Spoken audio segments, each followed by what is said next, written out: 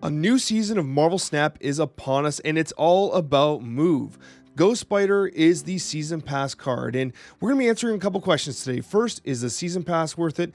Is Ghost Spider worth the price of admission? And we're also going to talk about some of the kind of decks you can be using on the early few days of this new meta. I'm going to provide you with a couple deck ideas and a few gameplay examples so that you guys can see them in action as well. So let's get started. And if you'd like to support the series, I'd appreciate if you press the like button. It is like literally 3 a.m. in Canada, and I'm extremely exhausted. I've been streaming all night. My voice is completely shot, but I want to deliver this content to you because I think it's important and it's going to be helpful. So let's get started. My first impressions of Ghost Spider. I actually think that Ghost Spider is a really good card. I think that it does a lot for Move, and it can be used even outside of traditional Move lists. That is actually perhaps where it's the most strong. I have a deck that I'll be showing you soon that utilizes Kingpin with Ghost Spider to really good effectiveness, and it had an amazing win rate above 70% over the course of my stream. So I can confidently say that I think that Ghost Spider is actually a pretty good card. It feels very natural to play. It can be played early on. It can be played on turn 6. It can be played at pretty much any point where you just want to move something reliably. It's very similar to the effect of Calling Wing and Lady Sif in discard in the sense that it is a targeted move ability that has a much more reliable effect than even something like Doctor Strange. So I do think that Ghost Spider currently does feel pretty good. And if you love Move, then like 100% you want to get this card. If you're someone who doesn't play Move, then you might be okay skipping the Season Pass, honestly. Like, it's not that like imperative you get it. It's not on Zabu or Silver Surfer level, but I do think that it is pretty good. It's just the archetype itself of Move feels more niche and feels more limited, but this card definitely does activate it. So in my book, I feel like it's worth it. Now, one thing I will say about the Season Pass is the art's really awesome. It's the same Season Pass you've been expecting the whole time. And on the Snapchat with Coccia, we actually discussed how we'd like if it was revamped a little bit. You know, you are getting some cool variants. You're getting the gold, you're getting the credits, you're getting the mystery variants, you're getting some card backs, and that's all good, right? However, the one thing I will say is that I would have appreciated if we just got a little more. I think that the Season Pass needs a little bit of a redo here. Like boosters and credits, like obviously the credits are valuable, the titles are whatever. But at the end of the day, I think that like if we're going to be spending like the money on the Season Pass, it shouldn't just be about, well, is the card relevant? Is the card good enough to be worth it? I think that we should be getting a little more in terms of like gold, credits, boosters, not even boosters, just give us something. Give us some tokens. Why are there no tokens in the battle pass? But, you know, they are coming in the weekly mission. So, and let's not talk about the series drops, by the way. That is absolutely vomit inducing. But so we are going to have the worst series drop in Marvel Snap history. But that's a whole other video and a whole other conversation. But ultimately, let's talk about a couple decks to get you started. The first deck we're going to be talking about with regards to Ghost Spider is the Kingpin. And the idea around this deck was to make a versatile deck that had multiple win conditions that could use Ghost Spider in a deck that is not like just straight up traditional Move and provides like a lot of added utility and flexibility with how you can close out games.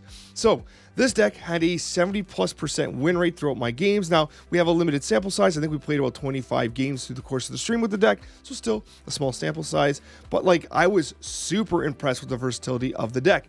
Now the core combos here, the way it works is Kingpin will destroy any card that moves into the location where Kingpin's at on turn 6. This is notable because you can do this a couple different ways. The core concept here is you play Kingpin on turn 3, Shuri on turn 4. Turn 5, you would prefer Nimrod. You have the option of turn 5 Hobgoblin if you don't draw the Nimrod. But ideally, you want Nimrod. Nimrod's going to be at 10, okay? What you then do is you have a couple options. You could just destroy the Nimrod with Destroyer and you're playing a traditional Nimrod Destroyer Shuri list. Or, and what I like to do, is if you have Kingpin down on 3, what you can do is you can Ghost Spider the Nimrod, which was played on 5. So you play Ghost Spider right away. You get the Nimrod, you throw it into the location of the Kingpin, and it gets destroyed, and it propagates. And then, because you've only used 2 energy, you can actually play Deathlock into one of the other locations and then re-destroy the Nimrod again. So you have Nimrods literally everywhere. With Kingpin, Ghost Spider just makes 1 proc, and then you have the Deathlock to create the 2nd proc, okay? Nimrods everywhere. Awesome. I just bumped my mic. I'm sorry. I'm too tired to re-record that segment, so please bear with me. We got a really interesting combination here. And what I really like as well is the use of Heimdall. Heimdall is interesting as well, because what you can also do is if Kingpin's sitting in a location and you got to like think ahead of this, but you got to play Nimrod on the left of the Kingpin, or on the right, sorry, on the right. You have to play on the right of Kingpin. And then what you can do is when you Heimdall, you're going to push the Nimrod into the Kingpin, who then destroys the Nimrod, and Nimrods pop out everywhere, and you still have a Heimdall on the board. And the advantage to this is you maintain your board state, destroying just the Nimrod, well, potentially other things too. Well, you're going to destroy the Shuri, but who cares? One thing I will say though about this deck is do not like just force the combo of Ghost Spider on turn 6 if you don't have to.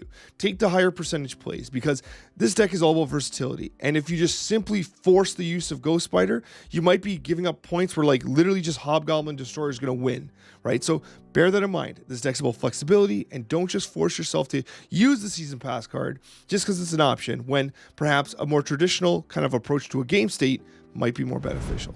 This is a move list. It doesn't look like a move list, but it is. Nova coming on down, making us proud. Oh, it's the most powerful card in Monster Metropolis. That's something for a great synergy. Hobgoblin into Camartage, by the way. Absolutely beautiful synergy. You gotta love it. You absolutely gotta love it. Listen, we're playing move decks all night tonight, and we're starting with the one that I think was the most interesting for me. This is one that I felt was really, really interesting. Ooh, Ghost Spider into Camartage could potentially pull. Ooh, this is interesting. Nimrod twice. Okay, here we go. We got Heimdall.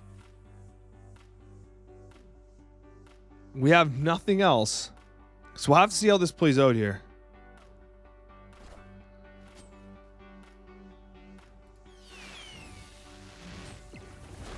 Okay. I think, do we just hob here?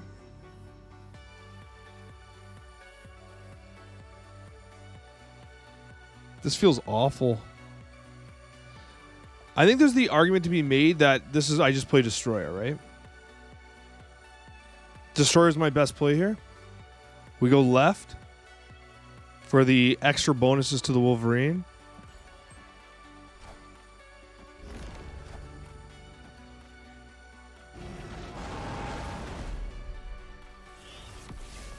Is Mila high?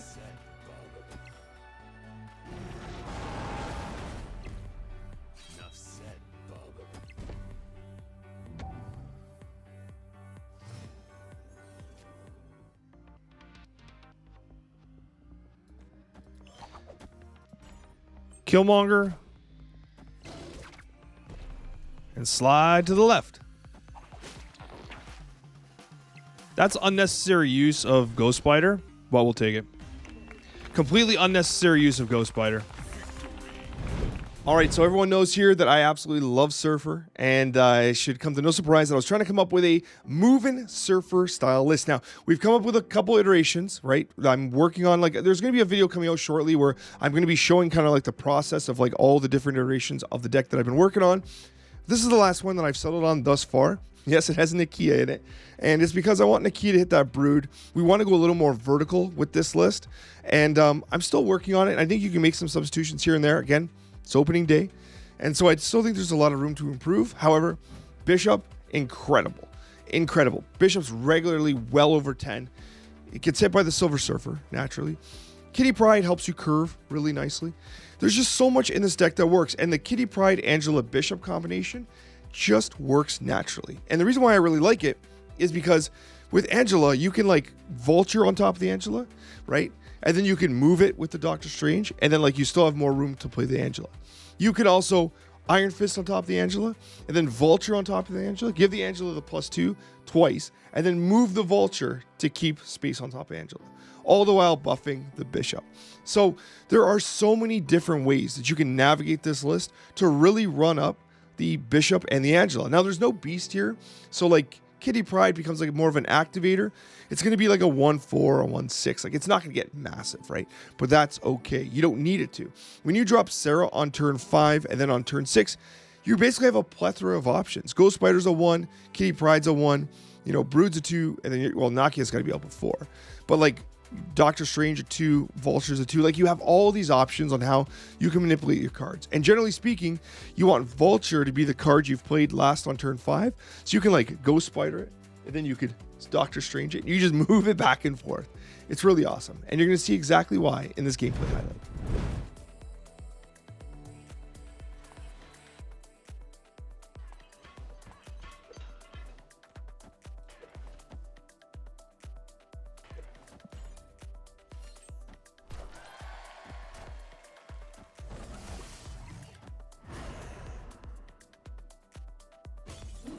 Okay.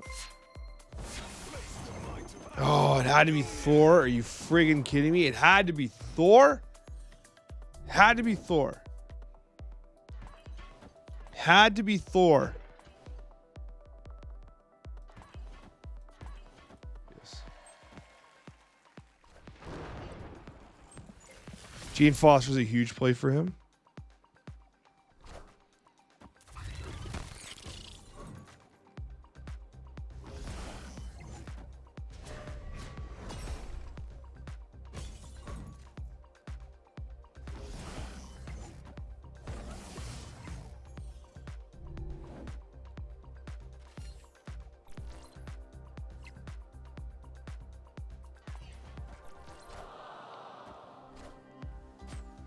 So he's pretty blessed from the standpoint of like he has, oh my god, he just high rolled this so hard.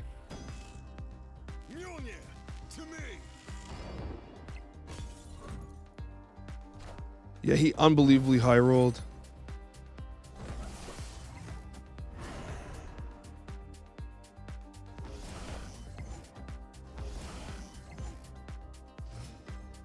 He gets 6 power on Mjolnir.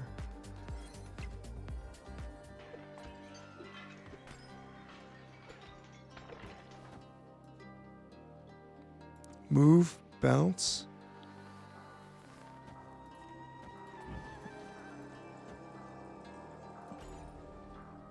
My order might... The order's so important here.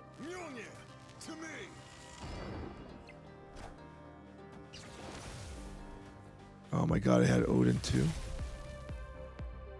I didn't anticipate Odin.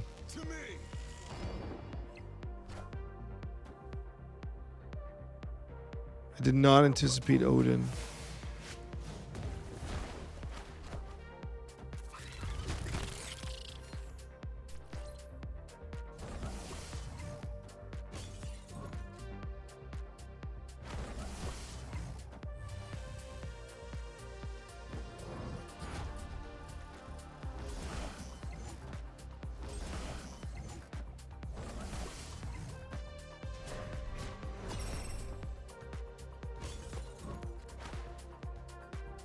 Let's go. Let's go. Yeah, GG's, man. GG. Wow. And I know some of you guys out there are thinking, Alex, I just want to counter all the move that I'm seeing right now. Now, I will say, I'm actually not seeing as much move out there as I expected. Like in other season passes, I was like, well, Zabu's out. Look, it's Zabu everywhere. And obviously High Evolutionary, everyone was playing High Evolutionary. My experience was like, I felt like move was not as common. I felt like I was one of the only ones really playing it very consistently. And so the opening night of move is a little quieter, but if you are looking for a deck that has a core counter to move built in, while also just being a very good deck. Now, I tempered the design here because I didn't want to go like all in on countering move because I don't think it's all that prevalent right now. Like considering it's a new season pass, I'm not seeing a lot of it. So with this deck, it is a very good Evo control list. The key thing around it is you do have the Green Goblin, and Green Goblin's going to allow you to kind of clog up the space that move needs to really be effective, while also just being a good card and also a Galactus counter. I like the idea of having Professor X, which is also a Galactus counter if they wave and it's a predictable Professor X play. But if you drop Professor X in the middle location, move's just screwed. Like, it's so hard to do anything around that middle location being blocked. Iceman could really disrupt combinations. Move is like really difficult curve-wise to manage effectively, and so that Iceman can be really, really rough. And I do like the use of Spider-Man in order to restrict the play of locations, simply because, yes, they can access locations that have been Spider-Man, but like if you think about how they access locations, especially on the right side, Doctor Strange needs to be able to be there to pull, right? So that doesn't quite work. Heimdall pushes left. So if you use Spider-Man on the right side and you prevent something like a Doctor Strange, it can be super effective. But honestly, it's just a good list. It's just a really good control list. And I've got a video for you down below if you'd like to see more content, more Marvel Snap gameplay. And thank you so much for your support. Hit the like button if you'd like to support the content. And I'm going to go to bed. I'll see you guys in the next Marvel Snap video.